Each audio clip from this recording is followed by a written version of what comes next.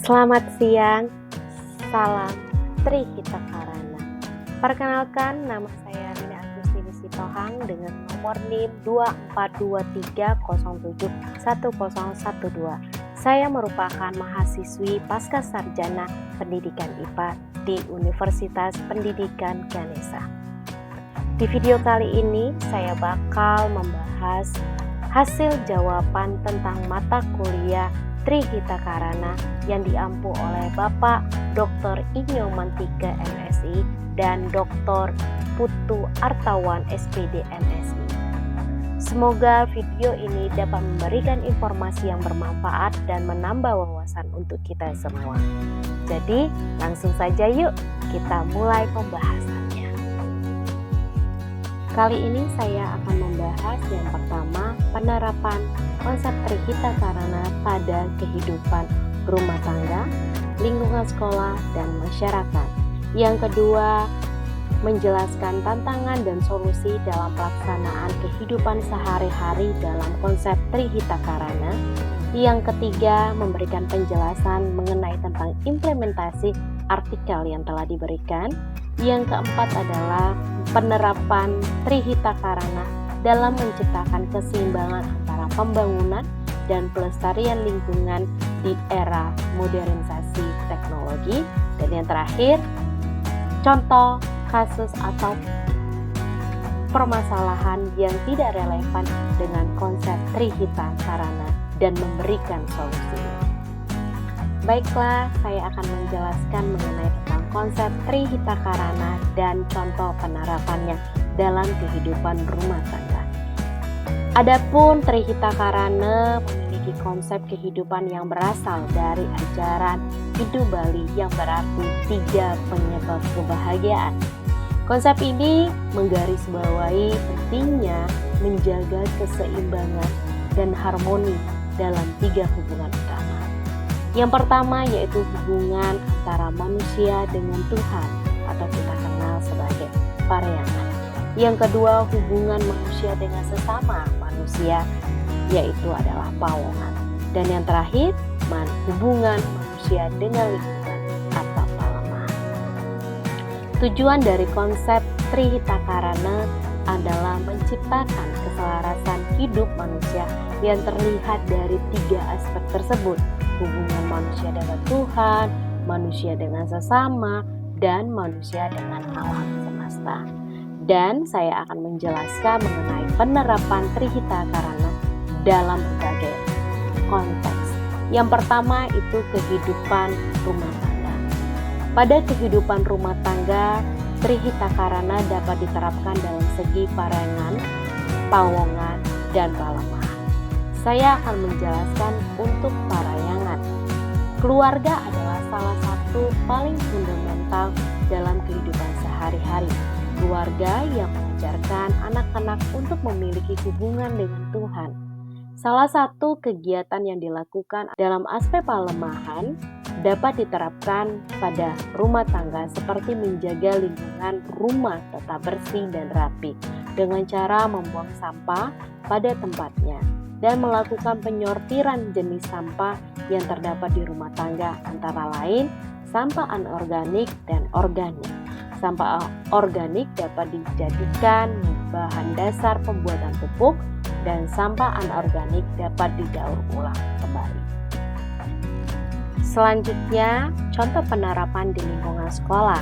Lingkungan sekolah dapat juga diterapkan Trihita Karana untuk menciptakan lingkungan yang kondusif, aman, nyaman bagi guru, peserta didik, dan tenaga kependidikan yang lainnya. Nah, di sini saya akan jelaskan 3 aspek tersebut. Yang pertama, pareangan.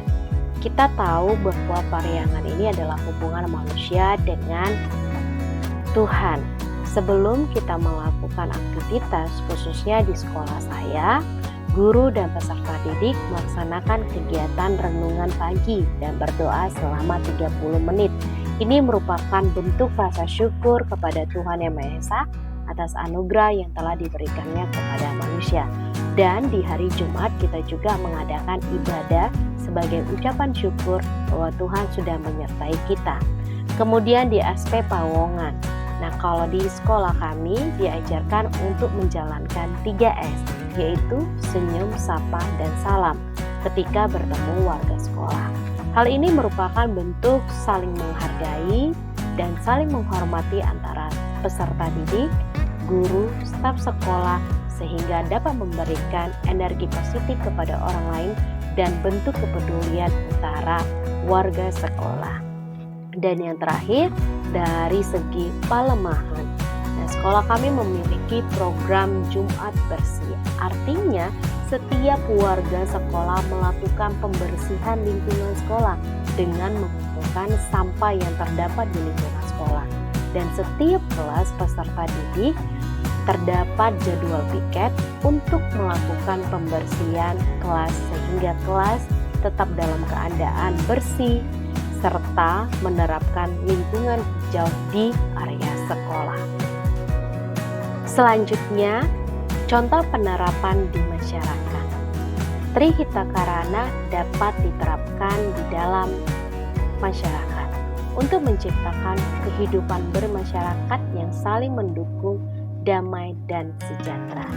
Adapun 3 aspek tersebut, yang pertama aspek pariangan. Masyarakat dapat melaksanakan kegiatan keagamaan secara bersama-sama seperti sholat Idul Fitri di masjid, ibadah di gereja, dan upacara ibadah di pura. Ini merupakan wujud tanda syukur masyarakat dan pengakuan terhadap Tuhan Yang Maha Esa atas segala anugerahnya. Yang kedua adalah pawongan. Pada masyarakat, khususnya di adat Batak, seperti pernikahan suku Batak, seluruh keluarga dan masyarakat akan saling membantu dalam mempersiapkan acara pernikahan Batak. Adapun pembagian tugas seperti pembentukan panitia yang jelas, ada yang memasak, ada yang mengatur acara, dan ada juga yang menyusun dekorasi. Semua pihak baik keluarga dan tetangga akan terlibat untuk memastikan kelancaran acara tersebut. Yang ketiga, pada aspek palemahan. Sumatera Utara terkenal dengan salah satu danau yang terindah, yaitu Danau Toba. Danau Toba memiliki peran sentral dalam kehidupan masyarakat Batak, sehingga masyarakat Batak sangat menjaga kelestarian tersebut supaya tidak tercemar dengan cara menggunakan kapal kecil untuk mengambil sampah yang terdapat di sekitar danau. Nah, danau tersebut memiliki peran sebagai sumber air masyarakat Danau Toba. Trihita Karana adalah filosofi masyarakat di Pulau Dewata yang menekankan 3 hubungan harmoni antara manusia dengan Tuhan, dengan sesama, dan dengan lingkungan. Dalam pelaksanaannya di kehidupan sehari-hari pasti banyak tantangan yang dihadapi. Dan hari ini saya akan menjelaskan tantangan dan kita juga akan memberikan solusinya untuk menghadapi tantangan tersebut. Yang pertama dari aspek pariangan. Ada 2 tantangan yang saya temui. Yang pertama, setiap orang pasti memiliki aktivitas seperti pekerjaan, pendidikan, atau rutinitas sehari-hari. Nah, kita terkadang terjebak dalam kesibukan masing-masing sehingga waktu untuk beribadah kepada Tuhan Yang Maha Esa semakin terbatas atau kurang dekat dengan Tuhan. Maka solusi yang saya berikan adalah perlu adanya komitmen dalam diri untuk mengatur waktu dengan bijak agar dapat memprioritaskan untuk beribadah kepada Tuhan, karena itu yang sangat penting dalam kehidupan kita. Misalnya di pagi hari melakukan renungan pagi dan berdoa, atau melakukan ritual keagamaan sehingga hubungan manusia dengan Tuhan tetap terjaga. Yang kedua tantangannya adalah banyak orang cenderung lebih fokus kepada pencapaian duniawi daripada memperhatikan hubungannya dengan Tuhan. Nah, biasanya prioritasnya itu adalah terhadap kekayaan, status sosial, atau kesenangan pribadi yang bisa mengalihkan perhatian manusia dari kehidupan spiritualnya. Nah, solusinya adalah melakukan hidup seimbang antara duniawi dan spiritual. spiritual dengan mengintegrasikan nilai-nilai keagamaan dalam kehidupan sehari-hari, seperti memulai hari aktivitasnya dengan berdoa dan beribadah. Selanjutnya dari aspek pawongan, adapun tantangannya, zaman modern membuat orang semakin kompetitif, individualisme, dan mementingkan kepentingan pribadi, sehingga mengabaikan kepentingan bersama. Hal ini dapat menyebabkan terjadinya pertengkaran atau konflik. Apabila konflik tidak terselesaikan, dapat merusak keharmonisan sosial dan hubungan antar individu. Solusinya menjaga komunikasi yang terbuka dan jujur terhadap orang lain, serta menyelesaikan konflik secara damai dan bijaksana. Mulailah belajar untuk saling memaafkan dan saling memahami perbedaan untuk mencapai kedamaian antar manusia. Yang kedua, tantangannya hidup hedonisme. Sering mendorong individu atau manusia untuk fokus kepada kesenangan pribadi tanpa memperhatikan orang lain, sehingga kurang memiliki rasa empati dan solidaritas masyarakat. Solusinya membangun masyarakat atau kesadarannya akan pentingnya memperhatikan orang lain dan situasi sosial di sekitar kita sangat penting. Salah satu caranya adalah dengan menyelenggarakan kegiatan komunitas seperti bakti sosial, penggalangan dana untuk orang miskin, atau kegiatan yang menyentuh langsung kehidupan orang yang kurang beruntung. Pada aspek pelemahan, tantangannya adalah banyak masyarakat membuang sampah sembarangan sehingga terjadinya pencemaran sampah plastik di sungai. Solusinya adalah mengurangi penggunaan plastik sekali pakai seperti kantong plastik dan sedotan plastik, dan membawa tas belanja yang dapat digunakan berulang kali.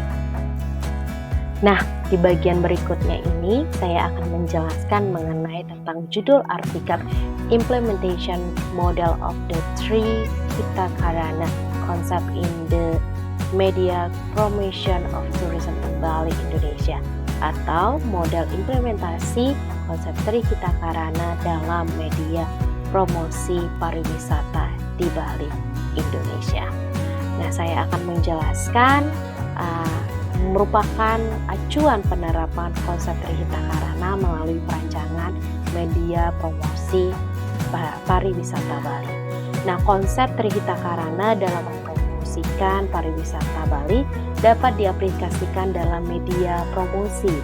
Nah, media tersebut adalah sarana untuk menyampaikan pesan atau informasi kepada masyarakat dengan menggunakan berbagai elemen komunikasi visual seperti berupa logo, brosur, flyer, baliho, iklan surat kabar, iklan televisi, majalah, dan stiker, dan sebagai alat penawaran atau cara untuk mempengaruhi publik agar publik tertarik dan berminat dengan apa yang ditawarkan oleh pihak yang melakukan promosi. Sebagai contoh, mengekspresikan ide keharmonisan hubungan manusia dengan Tuhan. Nah, ini dapat ditampilkan foto orang yang sedang menari tarian yang khusus yang diciptakan untuk tarian dalam ritual. Seperti pada gambar tersebut ada tari rejang. Nah, bisa didesain dengan foto tarian menampilkan latar belakang yang menggambarkan pelaksanaan upacara keagamaan di pura. Selanjutnya, pada pawongan dapat menampilkan gambar orang atau sekelompok orang yang sedang melakukan kegiatan gotong royong. Nah, sudah ada tertera di gambar tersebut. Atau dengan latar belakang pura atau kelompok yang menggunakan pakaian adat dalam kegiatan gotong royong. Pada pelemahan dapat ditampilkan seseorang sedang menjaga atau merawat kesehatan hewan ternak dan tanaman, atau juga bisa menampilkan foto sejumlah petani yang sedang melaksanakan upacara pertanian di sawah dengan padi yang menguning. Nah, media promosi ini yang berisi ilustrasi, teks, warna, dan tipografi, sehingga pesan yang ingin disampaikan dapat memberikan kesadaran kepada semua pihak untuk menjaga keseimbangan alam dan menunjukkan identitas masyarakat Bali.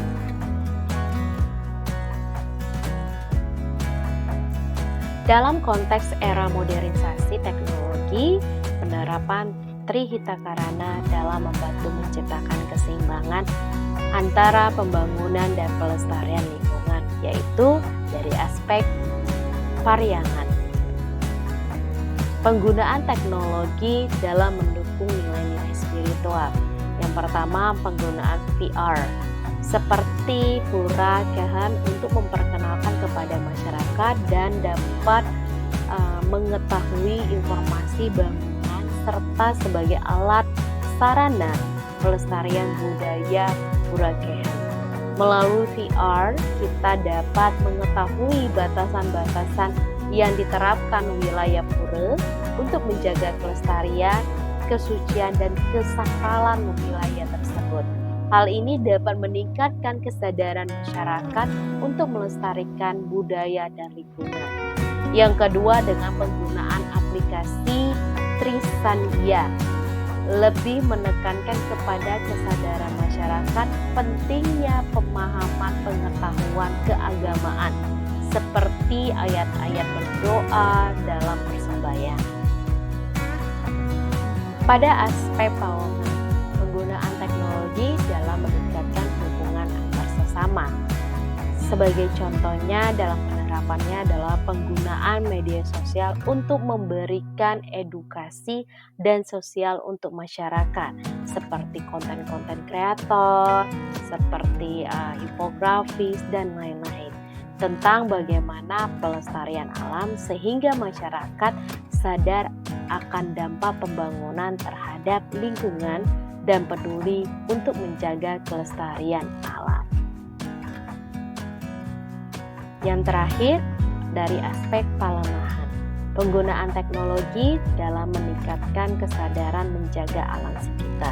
Yang pertama, pembangunan berkonsep Smart City Environment, menekankan penggunaan teknologi untuk menciptakan kota cerdas berkelanjutan dan ramah lingkungan, sehingga dapat mengurangi dampak negatif pembangunan kota terhadap lingkungan dan menjaga kelestarian alam. Yang kedua adalah penggunaan teknologi pengolahan air seperti osmosis terbalik dan penggunaan ultraviolet.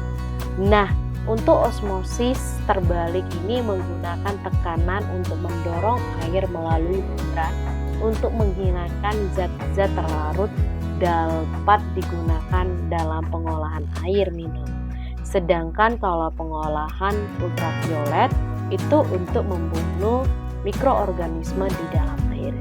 Dengan menggunakan teknologi ini, kita bisa lebih efisien dalam pengolahan air untuk memastikan ketersediaan air bersih tanpa merusak ekosistem air.